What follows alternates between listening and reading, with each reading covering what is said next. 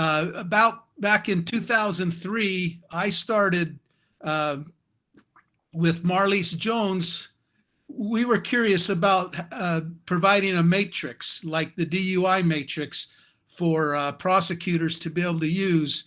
And so we went up to, she was working at Layton at that time, and I went up there and we pulled a whole bunch of DV files, and we were just trying to gather as much information as we could. So we come back for the next, I think it had to have been 2 or 3 years, trying to figure out how we could make this DV matrix work.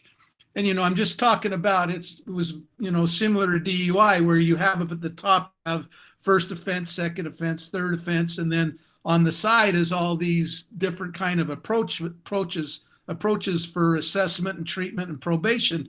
And then you just kind of go, oh, it wiggles down to this one. Oh, this is what this person gets. And we could never get it to work with the Sentencing Commission or anyone else. And so we kind of gave up on that idea. And so what I decided to do was I would go to some justice courts, and I spent probably, I don't know how many days, but I went to 8 justice courts. I went to a couple rural, and I went to some here along the Wasatch Front. And I just sat there and watched and listened and saw what was going on. And I'm not going to get into the details with that, because that is what led me to get to the working group for the task force. And so as I thought with all of that and all that I'd been doing with a justice work group that had judges and law enforcement and prosecutors and all of that, it just kind of led me to this idea that we need to figure out a way to help DV offenders, because we know a lot of the DV survivors want their spouse back or their partner back or whatever. You know, that's really what they want. And so I began to think, well, okay, we got to figure out what that is. And then I'm not going to mention the 16 weeks. Derek, I'll let you handle that if you want, that magical number that we came up with, but it just wasn't working. It just wasn't working at all. And so after I studied some of these justice courts, I went around doing some research across the country, and actually found out that Colorado probably at that time had the best program that was up and running. And I went over there and spent a couple of days with, who went with me? Oh, she's at Crime Victims. Melanie Scarlett went with me. She was in a position at DHS that was, we were working on this together. Anyways, I'm going to get to the short of it. At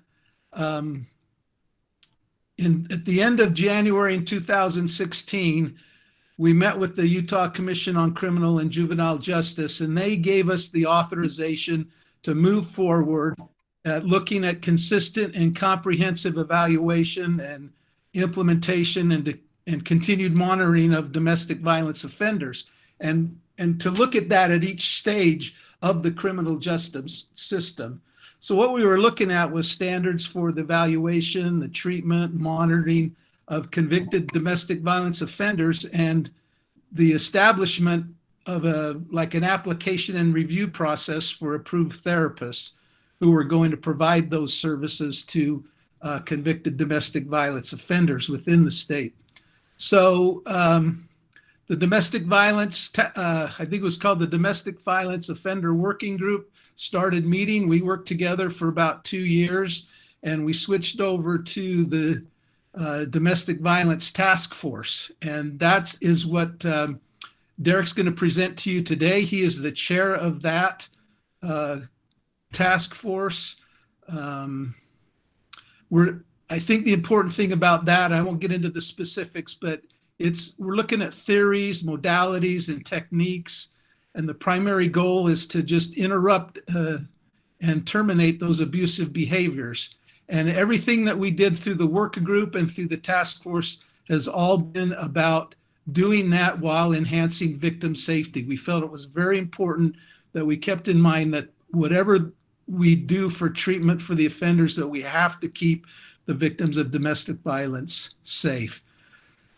So the Domestic Violence Task Force now has been going for about 1.5 years. We have language that will be presented at this session that Representative Snow that is running that will put us in statute. And the Domestic Violence Offender Task Force will just continue to explore the developing literature and research and the most effective methods for intervening with domestic violence offenders, and to just continually identify anything we can that are best practices to make sure that in Utah, we are doing the very best we can to rehabilitate domestic violence victims or offenders and keep victims safe.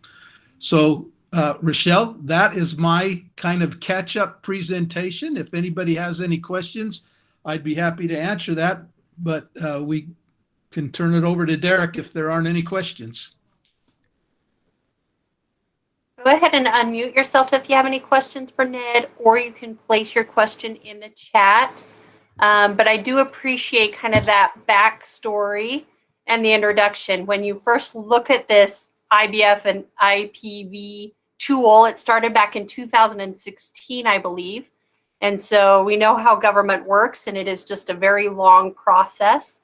But it is pretty widely accepted. And so I'm excited to have Derek here. Derek Tolson's coming from Utah State University. And like Ned mentioned, he is the chair or the co-chair of this domestic violence offender management group. And so he is willing to come here and give us an overview of this tool. In the chat, Maddie is going to place the Google Drive. In that Google Drive is the IPV-RNE, the risk needs assessment tool that they actually fill out with the offenders. So you can see that there. So it's right there. And we'll turn the time over to Derek. Did anyone have any question for Ned? Ned, you're welcome to stay. You're welcome to go, whatever works best for you, but we appreciate you being here. I'm just going to stay here and make sure Derek does everything right. Perfect. Hey, thank you. Yes, thank you, Ned. I definitely need that. I can get off track. Thank you so much for this invitation. As Ned has mentioned, it's been a long and winding road, as the Beatles would say, to get to this point. But we're really excited about where we're at with regard to domestic violence offender management. I feel like we're, after many years, right on the cusp of making some big leaps forward. And so I'm going to talk about the IPV-RNE. I'm going to give you a little bit of background on that. I believe that you all have access to that, right? But I can, if I'm able, I'm going to share my screen. Let's see how this goes. Oh, looks like you got to give me permission. And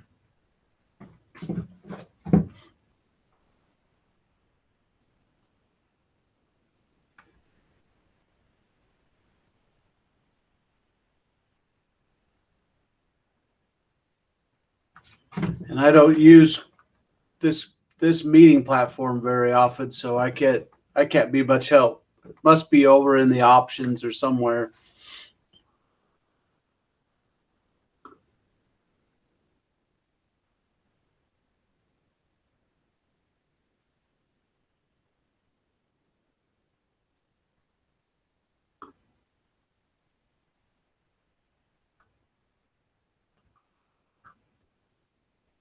And you're muted, Michelle, so.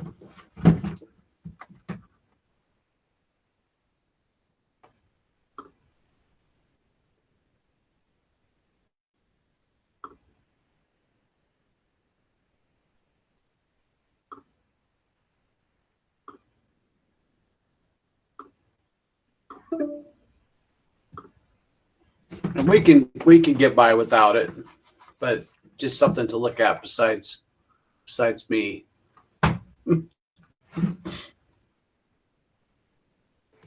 You should be allowed to just present It doesn't allow you to do the present now? Let me try. Okay.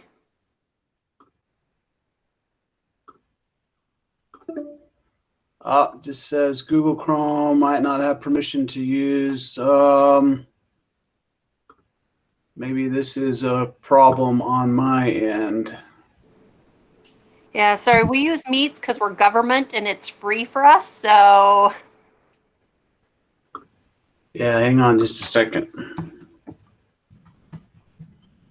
This might just be an issue with my computers.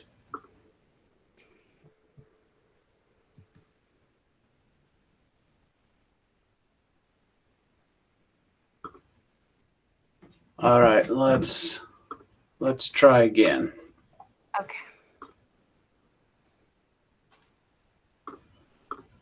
There we go. Perfect. See that, so that's great. Okay, good. So the IPV-RNE is designed to be a tool that guides decision making around an offender's risk and needs, so that the treatment response or the system response can better match the needs of a particular offender. And like Ned mentioned, we found a model over in Colorado that had started to implement this idea of trying to customize the response of a system to offenders based on their risks, instead of these one size fits all approaches that tend to be the norm, not only here in Utah, but most places in the country. So we really like that idea, although there's some things that are different about the Colorado system that required us to make some adaptations to their tool. But we have now for about 5 years or more been using an earlier version of this. That should make it a little easier for you to see. An earlier version of this that was based heavily on the Colorado model. But the idea behind this, again, is intervention should be tailored to address specific risk factors and needs, and that these risk factors are most reliably determined through research-informed instruments. And that's what the IPV-RNE is. It is a research-based instrument. It is based on the most current domestic violence offender intervention literature, and every item on it comes from an instrument that has been through the research validation process. The IPV-RNE itself has not been through that process because it's brand new and we need to work on that. But every item on it comes from an already validated tool. This particular version that you've been sent is designed to be completed by licensed clinicians that have been trained in its use, as well as having received the required pre-service training for working with domestic violence offenders. There are other versions of this that we're developing based on interest from prosecutor offices and probation offices that look a lot like this, but that are built more for use in those settings. And we're excited about that development, that folks have felt like, hey, this could really guide our decision making at the prosecution level. It could guide our decision making at the probation level. And I recently met with the Sentencing Commission, who's expressed some interest in learning more about it. And who knows, maybe down the road, this could be factored into a decision making at the sentencing level.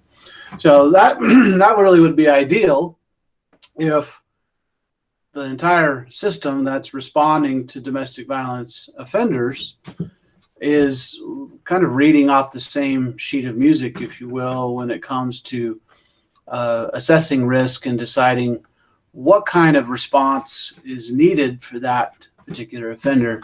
again, getting away from this idea that one size fits all is going to work. So I mentioned that the Colorado passed there, and how we've been using the predecessor of the IPV-RNE, which we called the DVRNE, since 2015. And just in September of this year, we began the process of training all of the licensed domestic violence providers on how to use the IPV-RNE. And it is now part of the core training that all of those clinicians get if they want to be trained and approved to provide domestic violence intervention services. Ned talked about the task force, so I'm not going to spend much time there. This is tied to a set of standards which have been developed, and those are available if you go to uadvt.org and then go to the provider resources licensing section of the website. You'll find links to the program standards that are proposed essentially to go into effect once we get Representative Snow's bill through, which we're excited about. And I'm going to come back to those standards here in just a little bit. Rochelle, will you remind me how much time I have? I can't remember. You have technically till 3, so. Oh, okay. Good. Well, I don't think I'll take that long, but I just didn't want to take over the time that was allotted.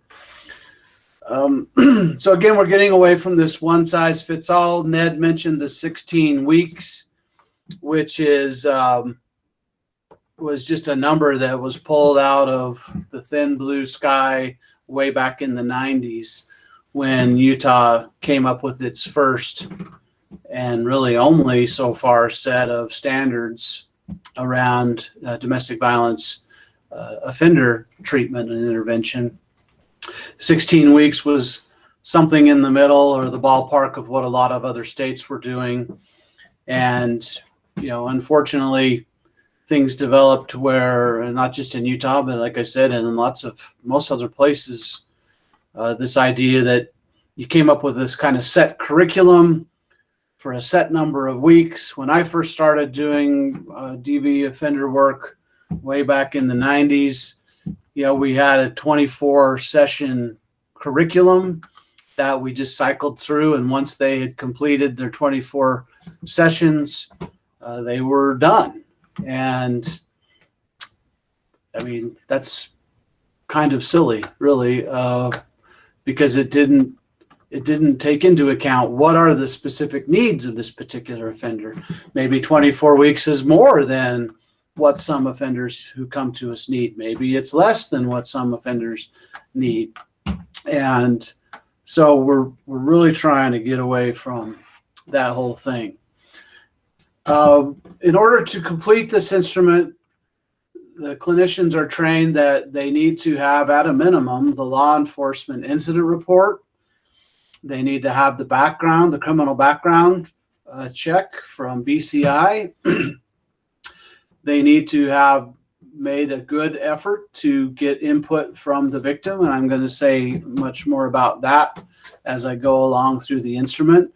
One of the things that I really like about the IPV-RNE and the training that we're giving is that we really want to give voice to the victim. It weights what the victim has to say quite heavily in terms of rating risk. And again, I'll say more about that as we go through that. We know that other standard criminogenic risk assessment tools like the LSRNR do not adequately capture the unique set of risk factors that we find connected to intimate partner violence.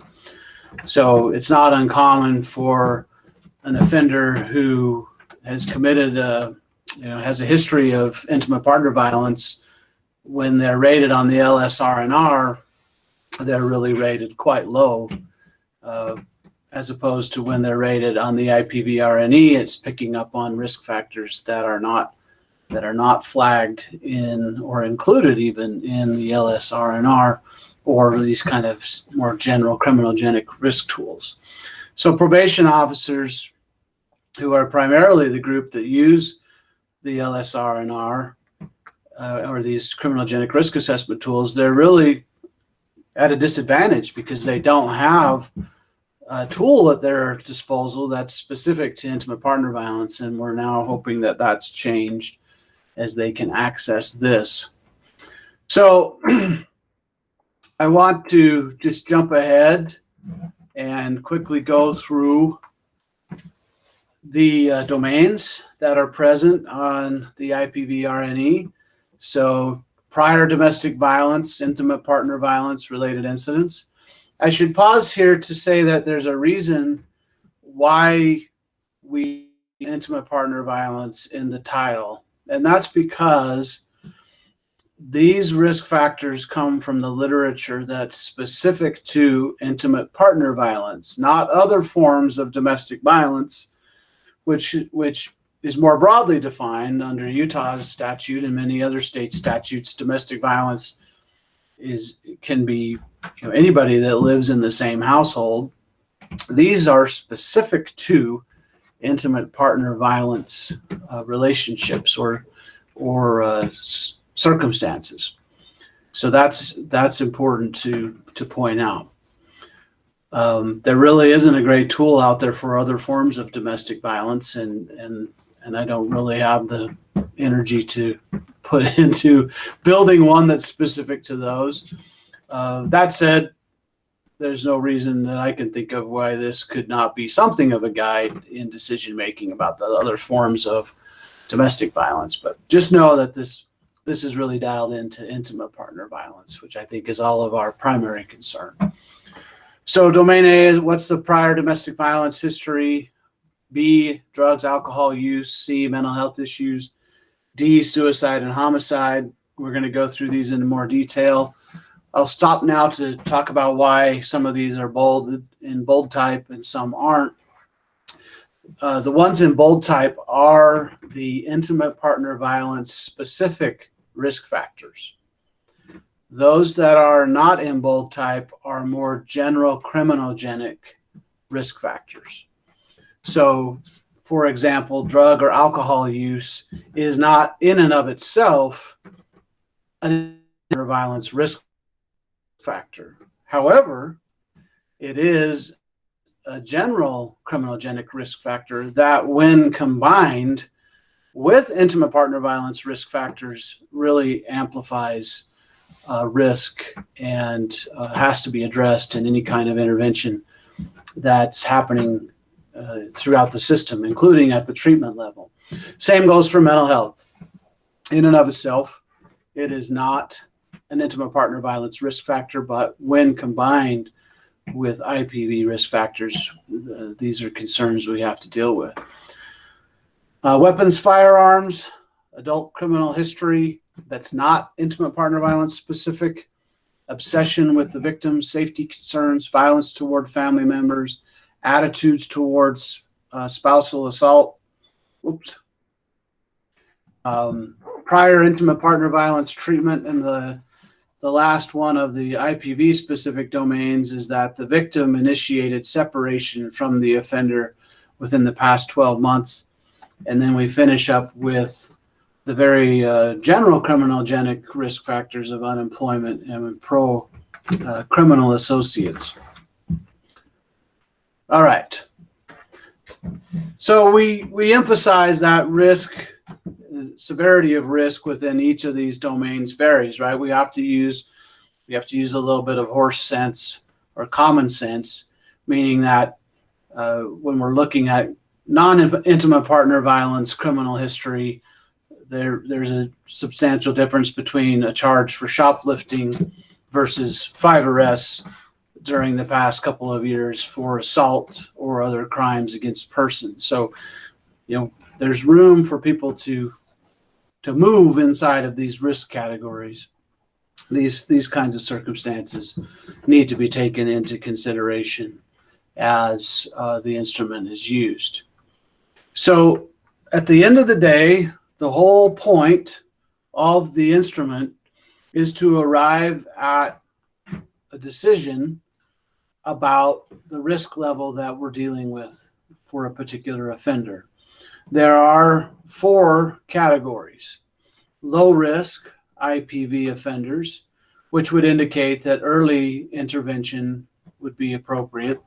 Medium risk offenders, which would equate to standard, kind of a standard outpatient services. Higher risk offenders, which would require amplified services. And then what we call elevated high risk offenders, which really ought to be receiving services while incarcerated, or if that is not a possibility, then under very, very intense supervision. And those in the highest risk categories would be those that have risk factors that are known to be associated with the risk for lethal domestic violence or intimate partner violence, or in other words, intimate partner violence, homicide. Okay, so just a word about our victims. Their safety must always be our primary concern, and it's really important that any information that we obtain from victims that is not already in the public domain cannot be used as the sole source for making IPV-RNE decisions without the written consent of the victim. And I'll explain how this plays out as we go on here.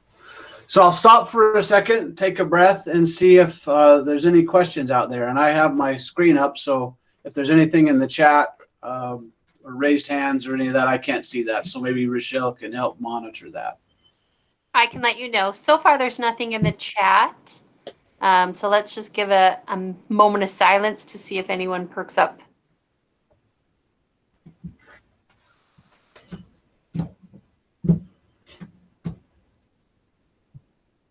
Okay. Well, just interrupt me anytime you have a question, because as we get more into the weeds of these domains, you may very well have questions, and please just interrupt me and say, well, I'm not quite sure what that's all about, or so please do that. So inside of domain A, and it might be useful for you if you have printed off an IPV-RNE, or you can do a split screen or something to just go ahead and look at the instrument itself as I talk through this. But you have prior intimate partner violent assault conviction, arrest, or citation would be a critical risk factor. So that box on the form would be checked if that's in the history. Documented violation of a protection order or failure of conditional release order. So what are the conditional release orders? Well, these can be the jail release agreements around no contact. Would probably be the primary version of these that we would see. So if they have violated a protection order or one of these other kinds of orders that say, you know, you are not to have contact with that victim, and that's been violated, that's a significant risk factor. Prior IPV conviction, arrest, or citation other than assault. So the difference between item 1 and this item is that the first one is that this was an IPV conviction or arrest around an actual assault. This one, the third one down, is more about disruption of communication devices, criminal mischief, some of these other kinds of charges that didn't involve an actual physical assault. They're concerns, but they're just rated a little bit differently. Prior intimate partner assault not reported to the criminal justice system. So this might come through in other documentation that we have. Potentially, if it's a DCFS case involved, maybe we have information through that these issues have happened before. So that's the kind of thing. And obviously, if the victim is reporting that there's been a prior IPV assaults, then we're going to take that into consideration. Past or present IPV protection or conditional release order. So this is just if there was ever one of these in place, not if it was violated. Questions about this domain before I go on?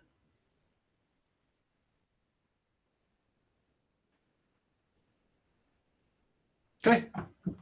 Well, you're a quick study crew.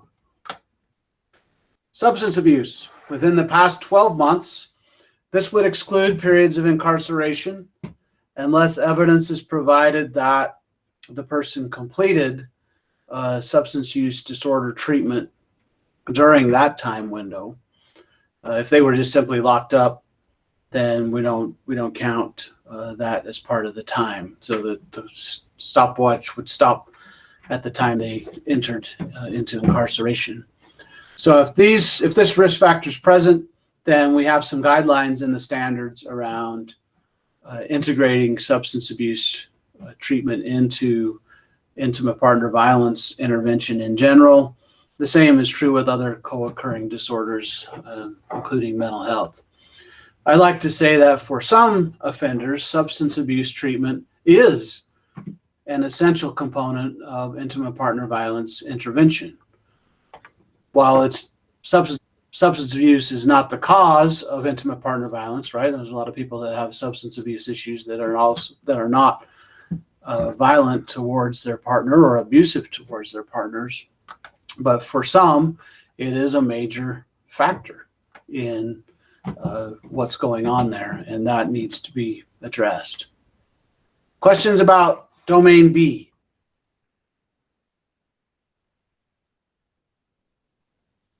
Okay. Mental health, same story here. So when we're talking about mental health, we're talking about a disorder that leads to disruption of activities of daily living. So is it enough of a problem that it causes social, occupational, or other important areas of functioning? Is it causing challenges there? So if so, then we need to be addressing the mental health condition in our overall treatment strategy or system response strategy. Because again, like substance abuse, mental health disorders do not cause intimate partner violence, but sometimes they are playing a role in the overall set of risk factors that are contributing here. Questions about mental health?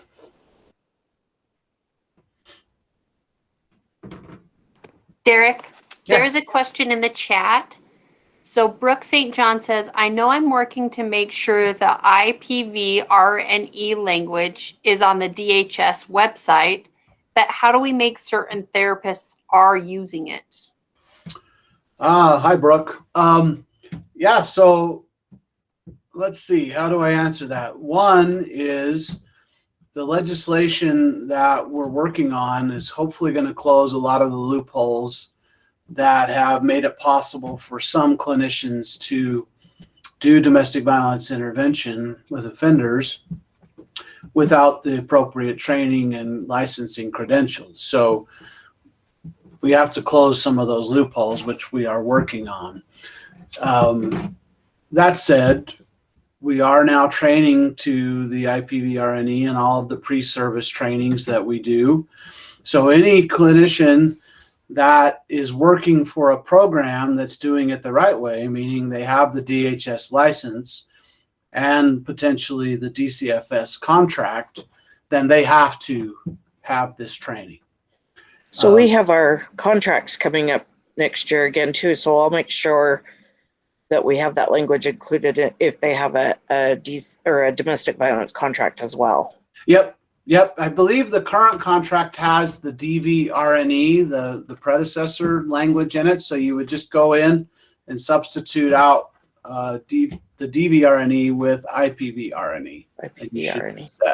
Okay, I'll make sure it's in there as well. Thank you. Awesome. Yeah, thanks for that question, Brooke.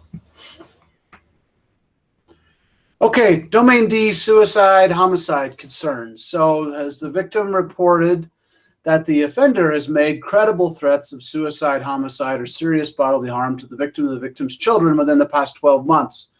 If this is the case, this is the highest level of risk that we can assign to an offender. So what does it mean the victim has made, or the victim reports credible threats have been made?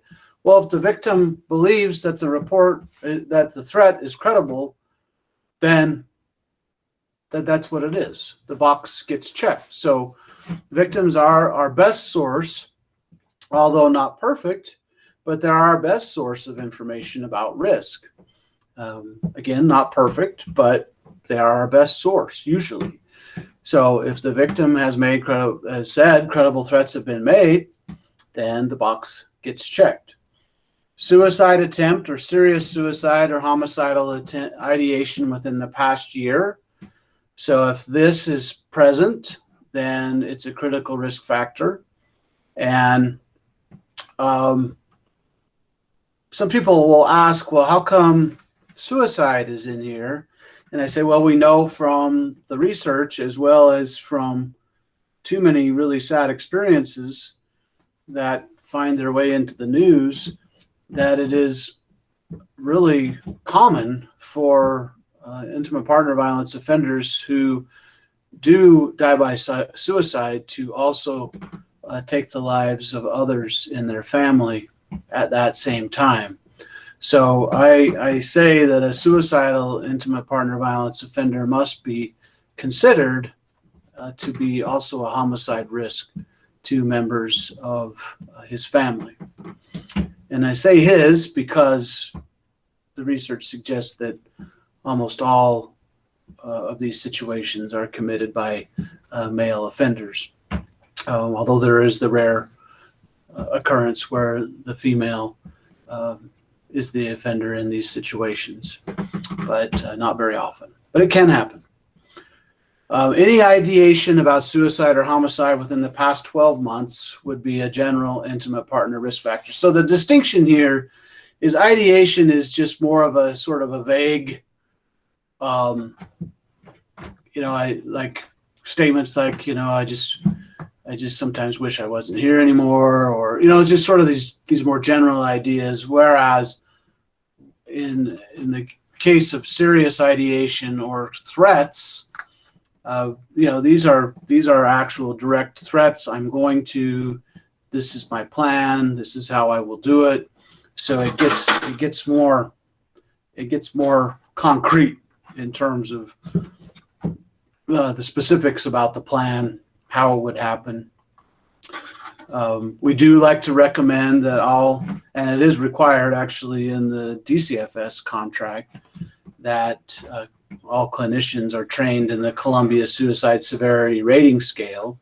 And this is a terrific instrument that anybody can be trained to use, including those working in advocacy roles. So you might want to check into that. The training is free.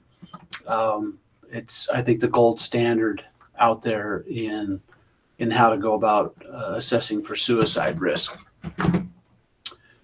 Questions about that one, this domain?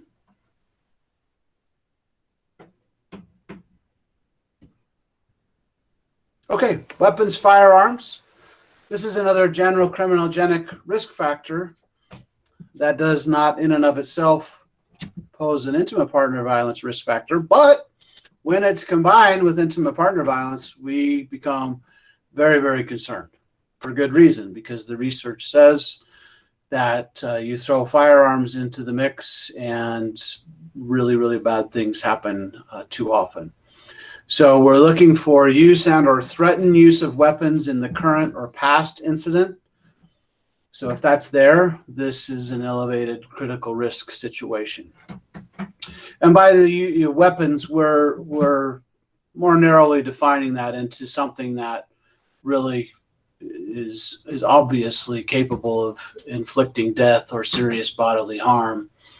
There are many things that could, but we're looking at things like guns, knives, but we've certainly seen cars used as these weapons, other kinds of of things, but you kind of know it when you see it, right? It's like, yeah, you would pick that up, or you would do that if you really wanted to do somebody harm or to kill them. Prior intimate partner violence, assault, conviction, and presence of a gun in the home. So do we have this combination of a prior assault conviction and also that there is a firearm in the home? This is a critical risk factor. Prior intimate partner violence assault not reported to the CJ system and the presence of the gun in the home. So this would be a significant risk factor. Questions about that one? Derek, I actually have a question about this. So are these self-disclosed by the offender or the victim?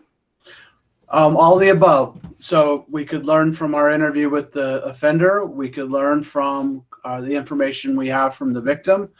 We could have information from the incident report that said that that this was going on.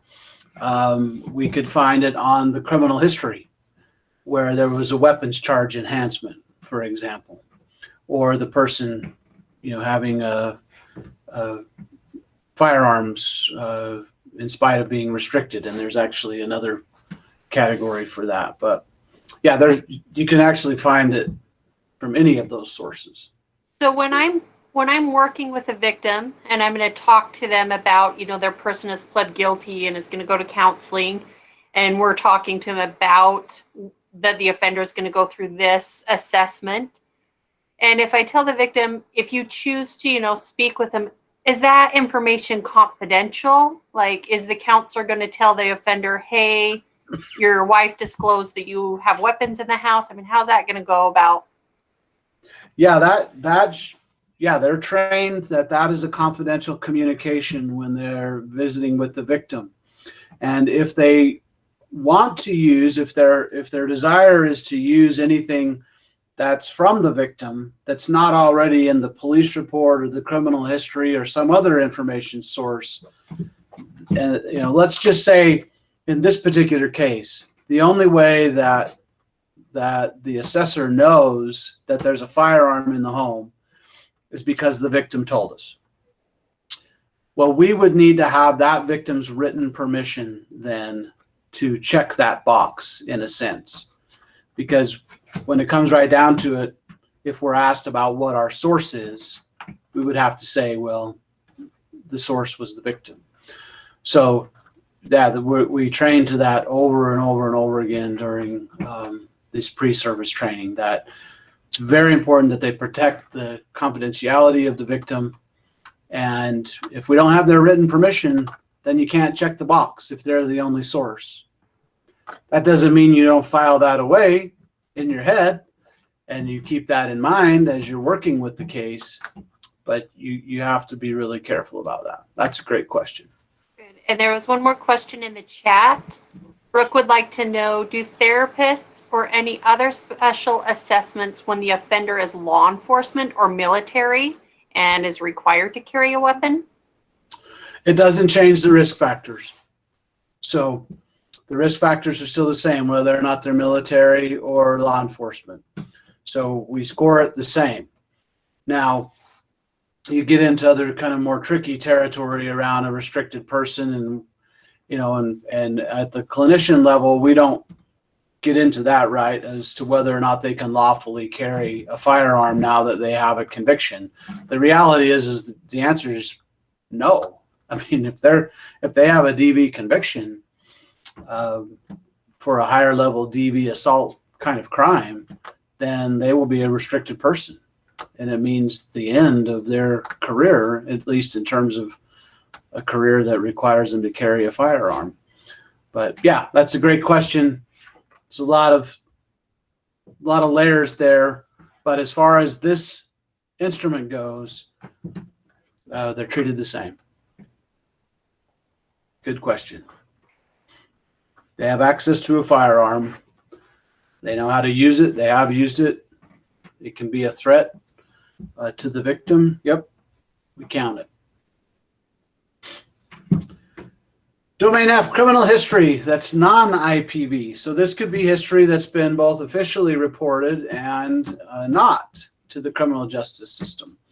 So the officially reported is going to be, is it on the incident report? Is it on their criminal background? Non-official could be victim reports, stuff we're hearing back from DCFS, potentially other sources of information that we might have available to us from probation, for example. Lots of different ways we can come across this information, but this is the non-IPV category. So was the offender on community supervision at the time of the offense? And all of these are what you find, except for the last one, on general criminogenic risk assessments like the LSRNR. So did it matter to them that they were on paper or under supervision when they committed the offense? If they were on supervision but they offended anyway, that tells us something about that offender and the level of supervision that may be required going forward. Do they have a past assault of a non-family member? Assault of any kind? Do they have a non-IPV conviction for crimes other than assault? So this is where you get into other things, burglary, whatever. Do they have a past violation of a conditional release or community supervision? So these are not IPV specific related, but if they had these kinds of release agreements out there and they violated them, we would be checking this box. We also added, after our review of the literature, item here for animal cruelty and abuse. So this tells us something about that particular offender and ought to be taken into consideration as we're developing our strategies. The emphasis here is on the last 5 to 10 years when we're looking at history. Questions about that one?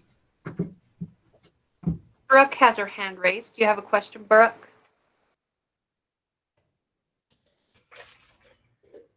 It looks like she may have accidentally raised her hand. So I raised my hand when I typed the question. I apologize.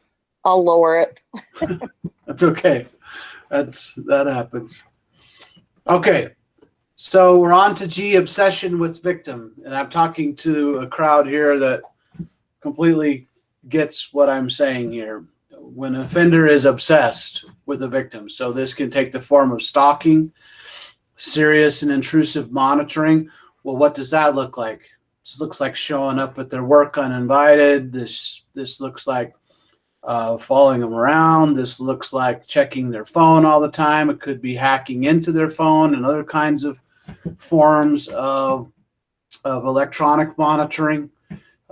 You all know, you've seen what I'm talking about here. You know it when you see it. When this person really is investing a lot of time into tracking every move of the victim, they meet this category. And if they do, this is an elevated critical risk factor. Because this tells us something about this offender, that they have some issues. Without getting too much into the psychology of it, they have some issues that are going to need to be addressed that are driving that behavior. Obsessive jealousy with the potential for violence. So this is a little bit related to the first one, but this is really around this constant fear of the person stepping out on them, cheating on them. I mean, you all know what this looks like, right? So this is a critical risk factor. Questions about that one?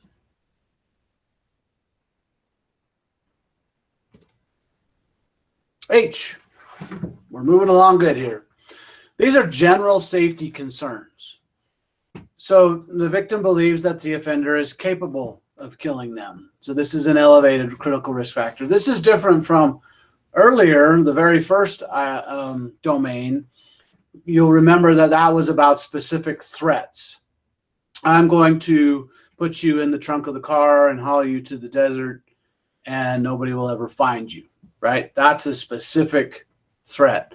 This is where it's the victim's spidey sense. Like, yeah, I mean, they've never said anything, but I really get the sense that my life could be in danger from this person. So that's what that one's about. And again, that information can come right from the victim. It can come from police reports, DCFS, other probation. Along the way, that information can come from a variety of resources. The offender tried to choke or strangle the victim. So this is a no-brainer. You put your hands around somebody's throat and restrict their airway, you've got some issues. And there's only one reason why you would do that. That's not ever on accident. That's issues. So that's an elevated critical risk factor. Offender treated or threatened the victim, with a weapon or assaulted the victim while they were pregnant.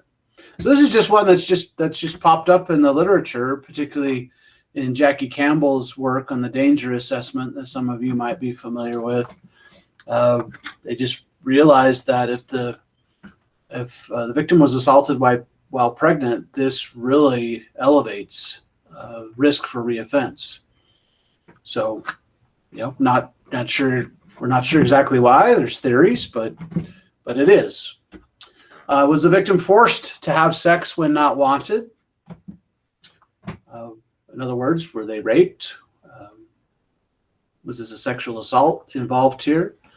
And this is not just with the current incident. This is, has this ever happened in this relationship? Was the victim concerned for safety? It's kind of a general, not necessarily that their life's at risk, but they really are concerned that their partner could hurt them. Does the offender control most of the victim's daily activities? You all know what this looks like.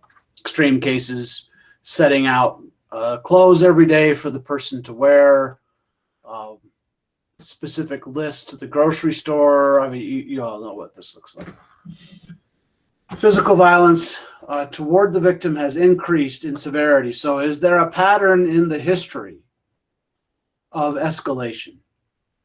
We want to be aware of that. If there's a pattern of escalation, we want that to be noted and dealt with in the response. Was the victim coerced to have sex when not wanted? So this is different from forced to have sex. This looks more like just constantly badgered, guilt trips, just manipulation, the whole just unhealthy sexual behavior in the relationship. So that's what this one's about.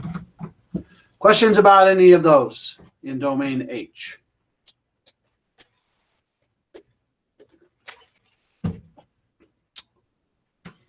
Domain I, non-IPV violence and or threatened violence toward family members. So this is where we get into the other forms of domestic violence. So this is child abuse. So is there a past or current substantiated DCFS case? Is there a past assault of a family member, which would not include intimate partner violence? How do children factor into this? Is there DV in the presence of children? Are the children used to manipulate or control the primary victim? We use the word primary victim here, meaning the children are also victims, but the primary victim being the intimate partner themselves. So that's what we're looking at in these categories. Questions about these?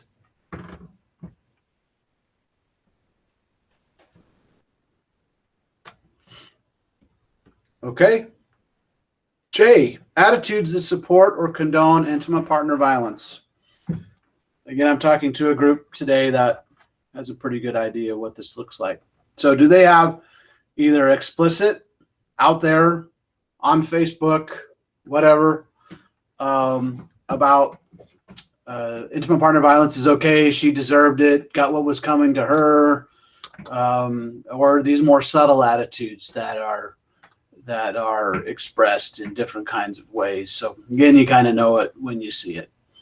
Is it just generally okay with this person to treat an intimate partner violence in these ways? Prior completed or non-completed domestic violence treatment. So have they been ordered to do IPV treatment before, whether they completed it or didn't complete it? And this doesn't matter whether they went as court-ordered or voluntary. This is just something we need to be aware of. Obviously, if they had not completed before, then this offender is probably going to need a different level of monitoring, right? This go round. If the offender is in treatment again for the same offense, then it's not considered a new treatment episode. So in other words, if they dropped out of treatment, were held accountable by probation or the court, got back into treatment, it's all part of the same episode for the same offense that triggered the whole thing. Questions about that one?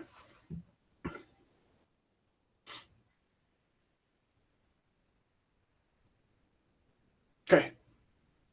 L, victim separation from the offender. So we have a couple of different levels here.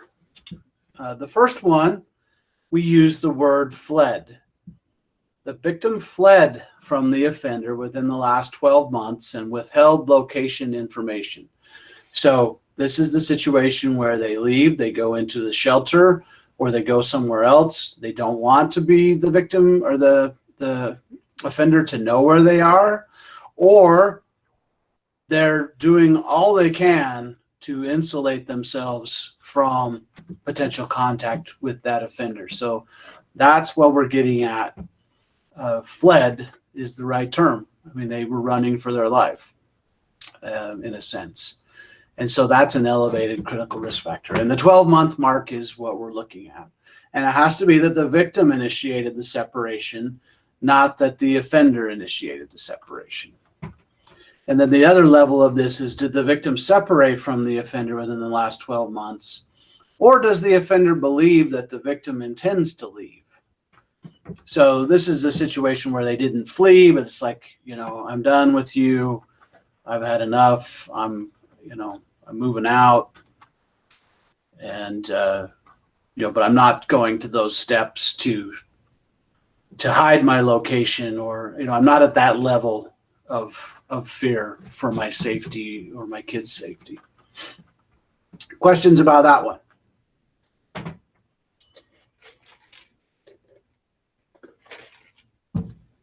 Okay. Unemployed. So is the offender unemployed? Or do they report significant financial stress? This is a general criminogenic risk factor. Those that are unemployed or under significant financial stress are at risk for reoffending, regardless of what crime we're talking about here. This includes intimate partner violence. This would not include folks that are not working because they're on public assistance, that maybe they have social security disability, they're students, homemakers, retired, whatever.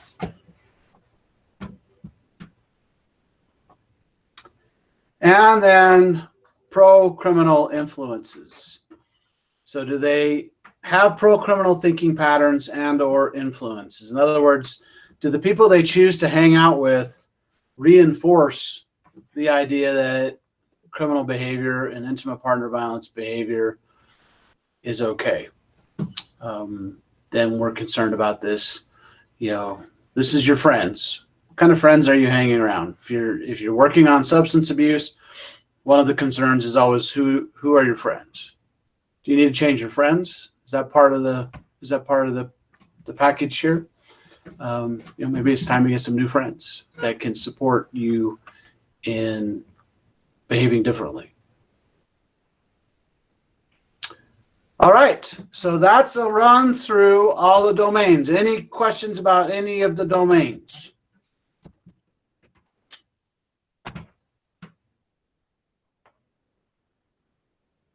Okay, so the whole point of all this is to determine a risk level and need level. So we take a look at the form, we take a look at the boxes that are checked, and we go through the process of assigning a risk level.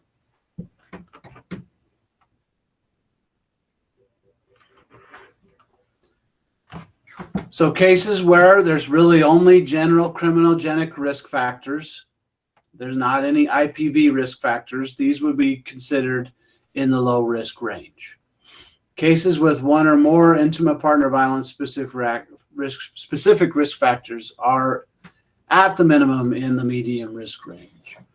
Cases with 1 to 3 critical risk factors are in the high range, and cases are in the elevated risk, high risk range when 1 or more of the elevated critical risk factors are present, or 4 or more critical risk factors are present. So that's where we're trying to get to, is what kind of risk level, what kind of risk need profile do we have here?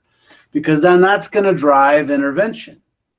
And this can be true at all levels of the system. This can be true with treatment, counseling. This can be true with how a prosecutor decides to assign the office resources to prosecuting the case.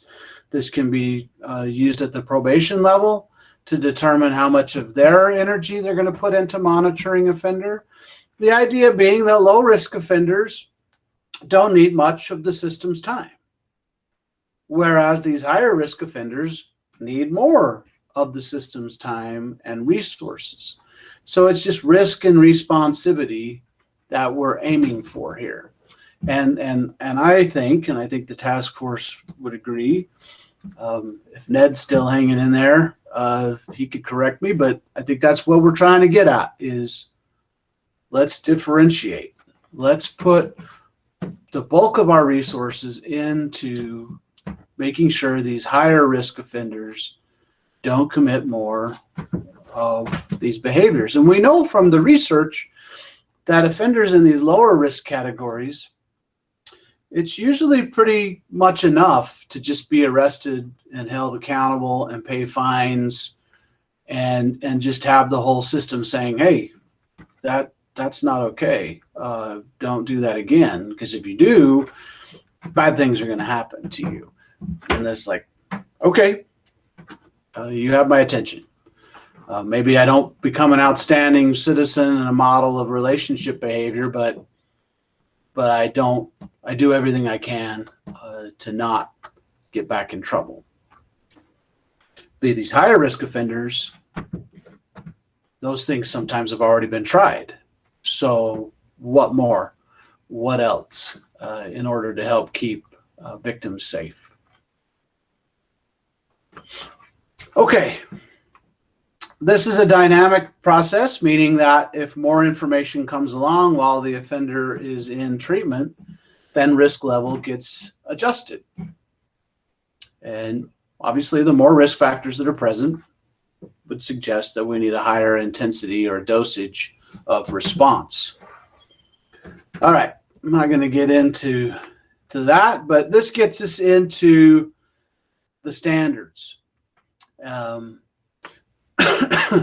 And I think I'm going to just stop sharing at this point and actually move over to a different document.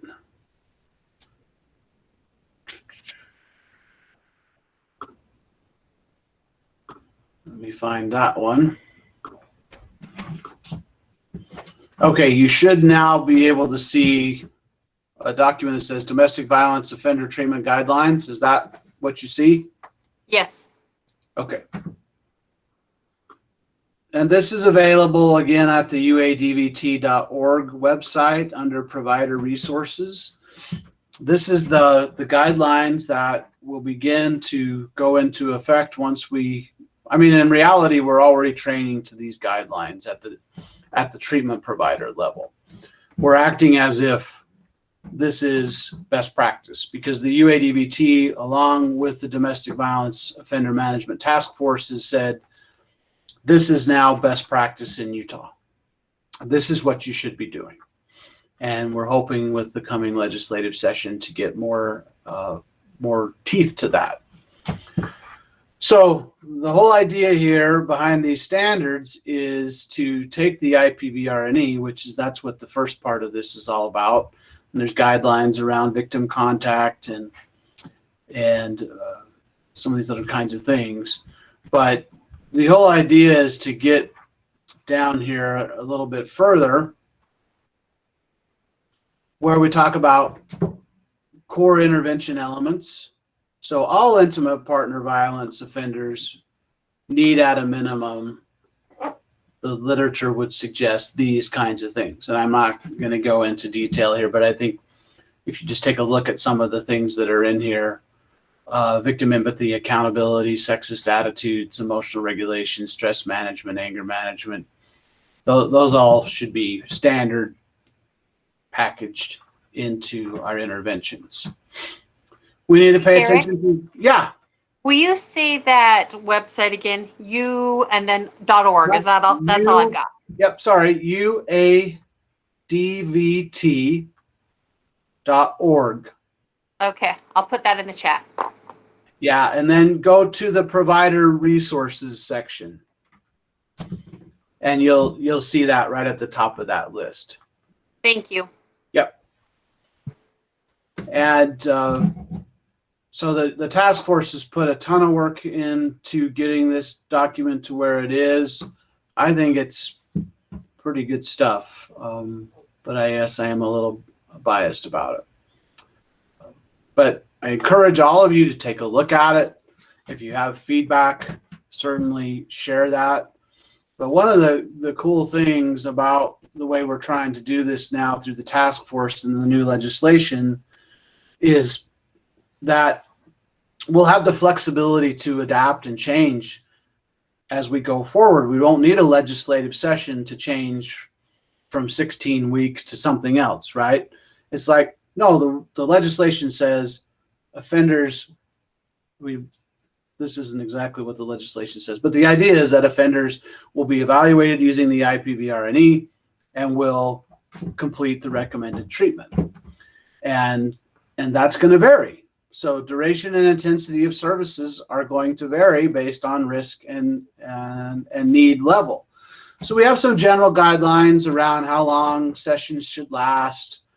And then we get into these risk categories. So low risk offenders, early intervention. So this is where only general criminogenic risk factors are a concern. Based on what we've experienced and what's in the literature, we think something in the order of 4 to 12 sessions ought to be able to address those offenders, and then the whole system's done with them. We're not spending the same amount of energy here as we are on offenders in the higher risk categories. So those in the medium risk category would receive between 13 and 24 sessions. These should be completed in no fewer than 13 weeks, but no more than 30 weeks, right? So we don't want any weekend programs where people get in 24 hours and then they're done. No, sorry, you need to demonstrate. And I'm not saying that happens with any kind of regularity in Utah, but the opportunity is there within the way things are set up right now. So we're going to close those kinds of loopholes. A medium risk IPV offender would ideally receive community supervision in the form of supervised probation, or perhaps a more intensive level of supervision. And there will be regular, frequent communication among stakeholders about how this offender is doing in order to make sure that they're held accountable. As we move up into higher risk, you can see that the dosage increases from 25 to 32 sessions. These should occur weekly, but might occur more often than that, say twice a week during the first 6 months of treatment. This is what you would see in substance abuse programs, right?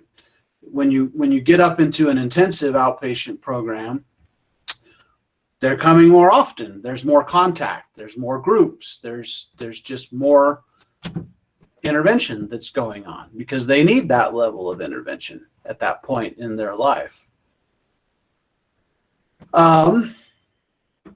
We go on to recommend that these offenders would receive community supervision in the form of AP&P level supervision. There'll be really more regular communication, at least monthly, to make sure that offender is being held accountable amongst all the stakeholders. Victim feedback would be part of this stakeholder feedback. In the case of elevated high-risk offenders, like I mentioned before, we may be looking at incarcerated-based services or really highly intensive services. And so this could be multiple times per week. This could be as part of like a halfway house environment. Some of these treatment strategies, well, really, we don't have treatment strategies presently in Utah that fit this other than jail. And jail is becoming a more difficult intervention to use. So, and I won't go down that rabbit hole, but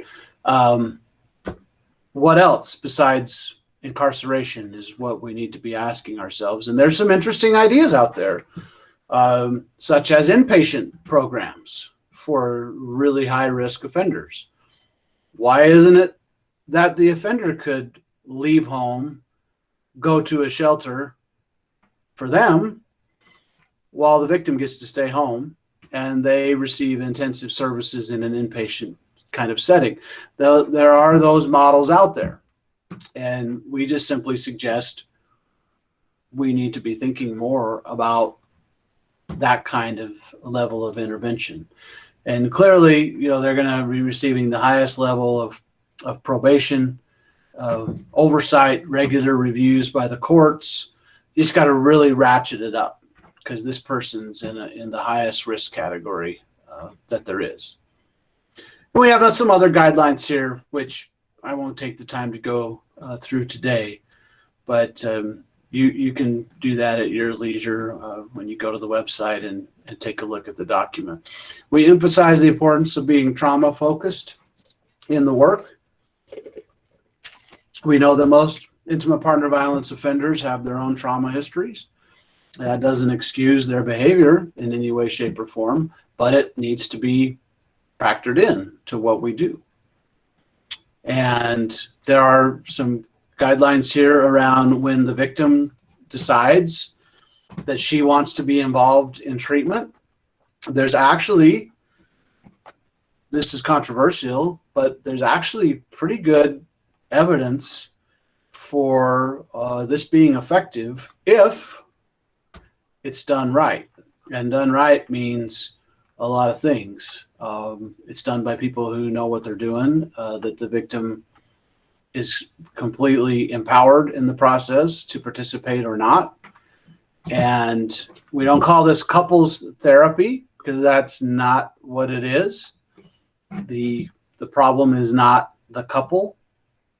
Lots of couples have problems and they're not violent, right? And they're not abusive, at least at this level. So the target of intervention is the offender, but sometimes, as I think you all know, the victim is interested in participating and being part of that process. So we have some guidelines from the literature about that. And then we have some comments about what if this is a non-intimate partner violence case, and we have some direction for providers around those cases. So that's just a quick run through those standards. The idea being, just to recap, the whole point of the IPV-RNE is to structure decision-making at the treatment level, but perhaps at the prosecution level, perhaps at the probation level, perhaps at the level of sentencing. And I've trained now several advocacy organizations who are interested in that. Maybe this structures some of the way you think about cases and your work. I don't know. You all know way better than I would about how helpful this might be to you in your day in, day out work. That's not its original design, but perhaps it could be part of helping you communicate to other parts of the system. We see this, we see this, we see this, we see this, and that helps us further down the line to make better decisions about how we're going to allocate the system response. to a particular offender. So that's what the IPV-RNE is about, is structuring that process rather than just kind of flying by the seat of our pants. It's like, no, the literature says these are risk factors. Pay attention to them, deal with them, have a plan, address them, hold the offender accountable to addressing them. And then, we get to the end of this process where hopefully the end goal is that our victims are safer because of all this. So that was really fast. This training takes about 4 hours when we train clinicians, so we blew through it. But questions, concerns, comments? I actually have one question, kind of one comment. So the one question, when you identify an offender as low risk, does that kind of change their like, oh, I'm okay kind of mentality, or what's that like? Yeah, that's a great question, Rochelle. We wouldn't really tell them that, right? It's not like, well, we think you're low risk. It's more of our communication back to probation and the judge is, we find that this person requires a lower system response. So it's not like we're telling that offender, oh, guess what, you're low risk. The IPV-RNE is not used in any kind of direct interface with the offender. So it's not like they get a report that says, here's your IPV-RNE score, right?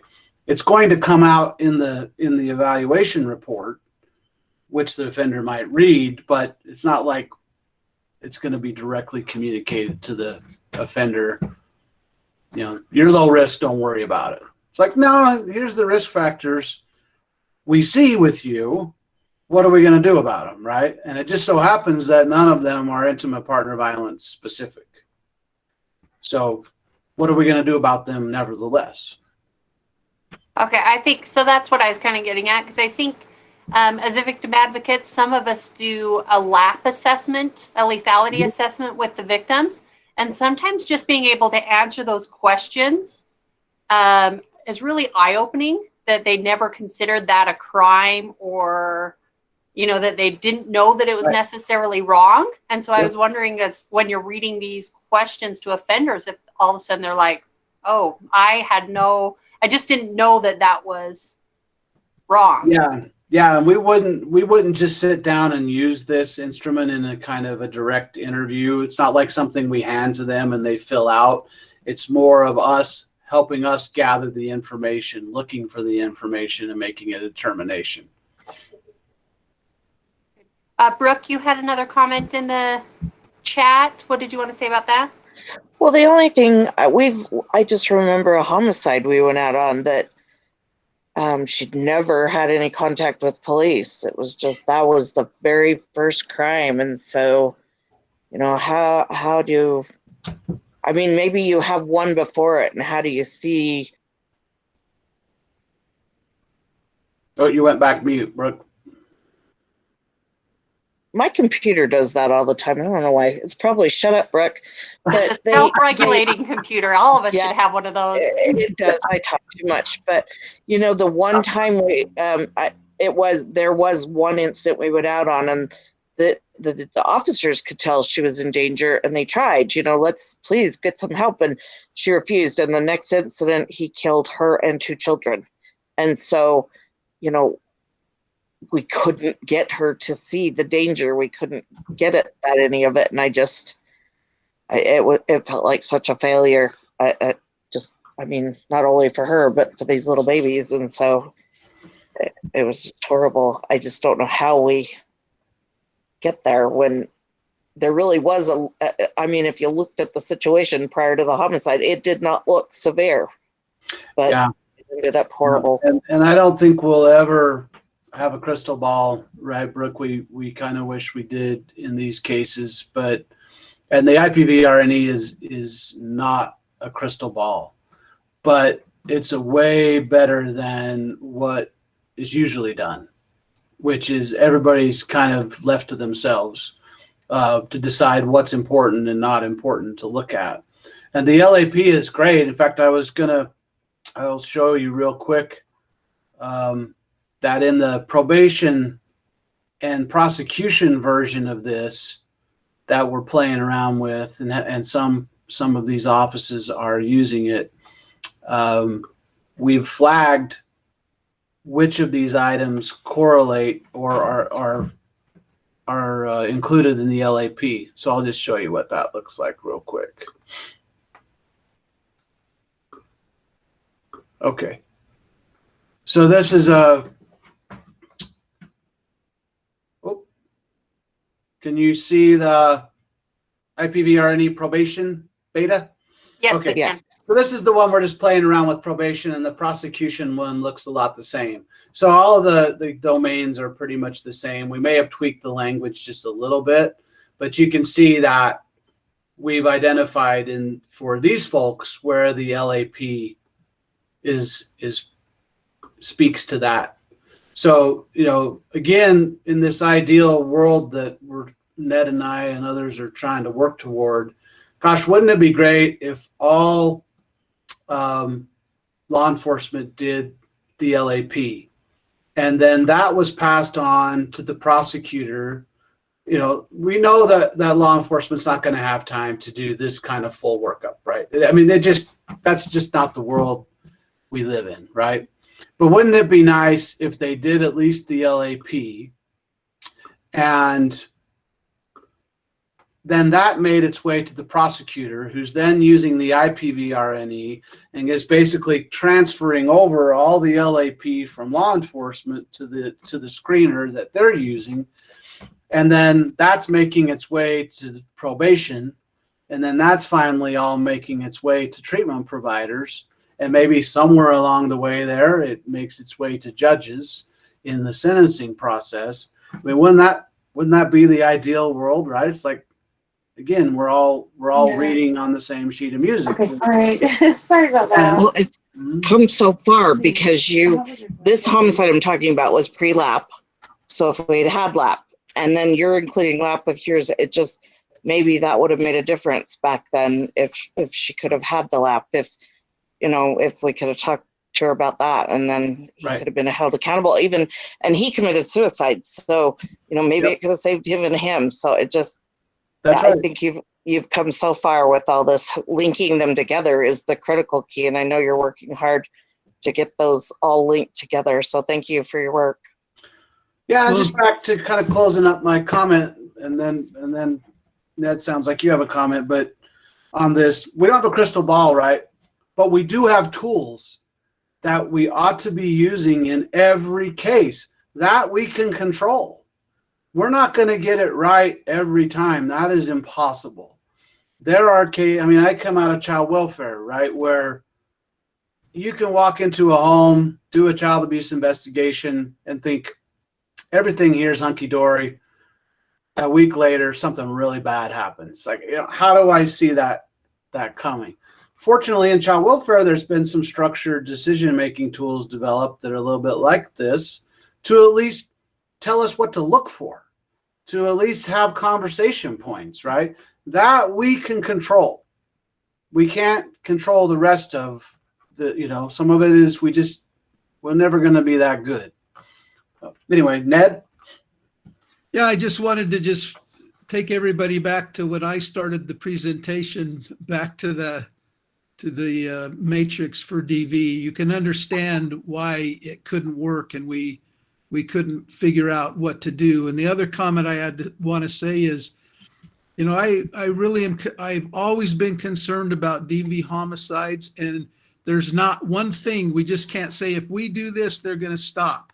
But I really believe that this kind of intervention for offenders is going to help reduce those. And so those are the things that I look for to spend my time on. I wouldn't spend all of these years on coming up with this with Derek and the rest of the task force if I didn't believe that it was going to help reduce domestic violence homicides.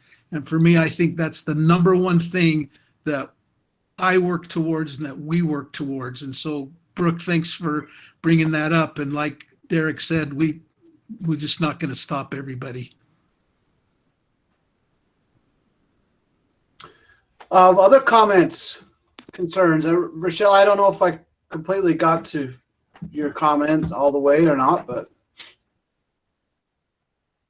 No, I think I think that's kind of goes around the reason we have this training, right? A lot of the victim advocates, we don't work with the offenders, but we know that as we work with the victims, a good majority of them are choosing to stay in these relationships. And if they're not even choosing to stay in it, they have children in common and they are linked together forever, or they love the offender and they want what's best for the offender. So I think as we have knowledge about what happens to the offender after the arrest is made, the more that we can normalize what is happening, I think we can ease some of those fears from victims, and we can, help guide them so they know what to expect. And also, I think anytime that an offender goes through counseling, we do our very best to prep victims that often is a more dangerous time for them while that's going through too. So I think this is just good conversation. So I really appreciate you being here today and sharing it with us. I know it's probably just a lot for this group to process. And so hopefully with the tools you have shared with them, in the chat, I did a link to UDVC's, the lethality assessment protocol, just in case anyone's not familiar with that. They can go there and kind of look that over as well. But unless anyone else has some more questions, I really appreciate your time, Derek, and your time, Ned, really dedicated to bringing this to fruition. Like I said, as I started looking and it was 2016, I'm like, wait, that's a long time to be doing this. So we appreciate your dedication. Well, Grant, thanks for having me, and please accept my sincere appreciation for the work that you are doing. You're right there on the front lines, and tough work, but such incredible work. So keep it up. Good. All the victim advocates, Derek and Ned, you're welcome to stay if you want, but I wanted to take probably 15 more minutes just to do a little bit of networking. So unless you want to be thrown into a random chat with someone, you can leave the meeting, or you're welcome to stay too. Whatever works for you. Well, thanks a lot. I'll check out, but I appreciate it. Thank you. Good. I'll let you have your time together alone also. We like our alone time, so Okay. good. Yeah. Okay, thank you. Thank you. Thanks, Ned. See ya. Bye. Good. I do see a lot of advocates leaving as well. And that's okay. If you're here just strictly for the training, you can step out. But I know a lot of us use SWAVO for networking. That it's really the time that we get to know advocates throughout the state, that we meet advocates who work in the different system than we do, in the community-based or the other systems. So I wanted to take a couple minutes and just throw us into breakout rooms. It will randomly assort you by 4 people, I think. And so if you can just introduce yourself, the agency you work for, and maybe just kind of a little bit about what you do, that would be awesome. And then Maddie has placed the survey in the chat box. If you'll also please do that survey. But I'll give you 5 or 6 minutes or so in these groups. So 1 second and I'll break you out.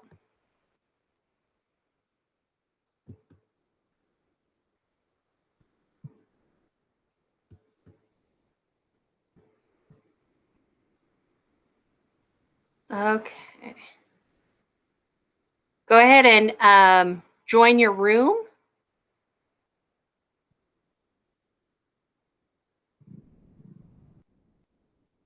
And it looks like for some reason in this main room, some of you may not have been able to go into a breakout session because of your server.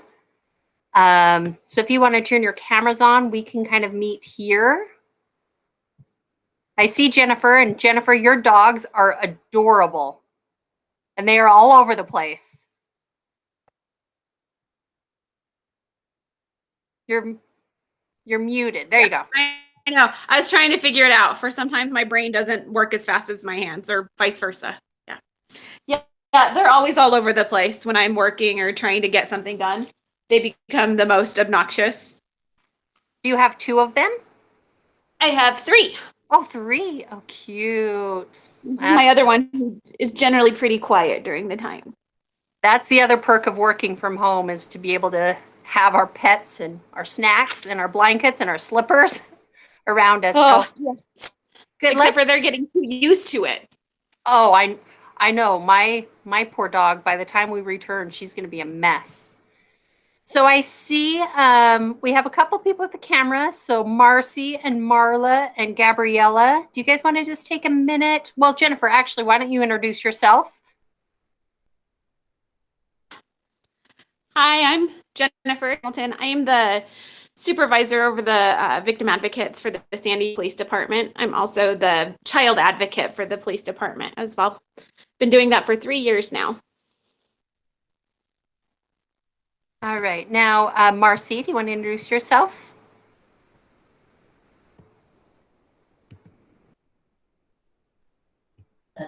Hi, sorry. I'm Marcy Buca with the County Attorney's Office. I work for Marla under the Victim Service Coordinator.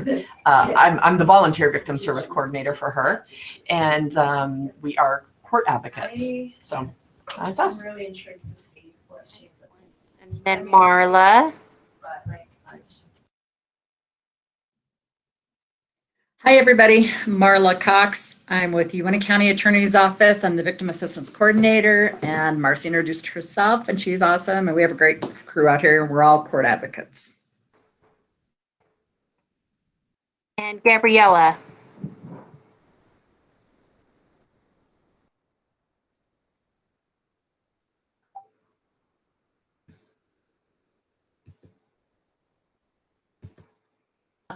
Hello, can you hear me? Yes. Okay. So my name is Gabriela Hall. I work for the Children Justice Center. I'm a victim assistance coordinator, and as well, I'm working for the Family Justice Center, which is a one step out